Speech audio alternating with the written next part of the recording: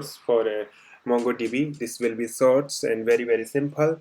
So I'm going to start introduction of NoSQL and Polyglot persistence, and then getting started with MongoDB.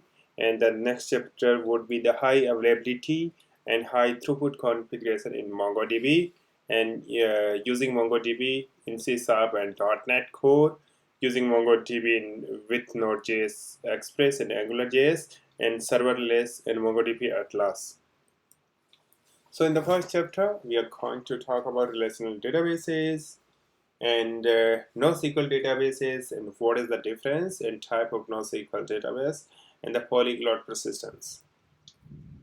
So yeah, in the next lecture, getting started using MongoDB, we are going to learn about core MongoDB concept, and then collection in MongoDB, and then third point would be command operation in MongoDB, MongoDB compass.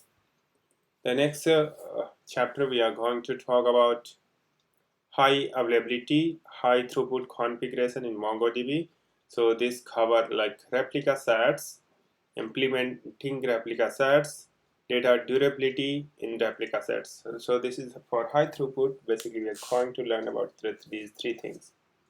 The next part, using MongoDB in C# and .NET Core, and we are going to introduce about this MongoDB C# and .NET Core, and create read operation in MongoDB, update delete index in operation, testing CRUD function, and some quiz. So basically quiz will be all the chapter. Next part is serverless. There is no server, so it's called serverless, MongoDB Atlas. So introduction, serverless architecture, MongoDB Atlas creating, MongoDB Atlas connecting to MongoDB SAL, and MongoDB Atlas connecting to applications. So cluster, SAL, and application and architecture. Next part, we are going to learn about MongoDB with Node.js and Express and Angular.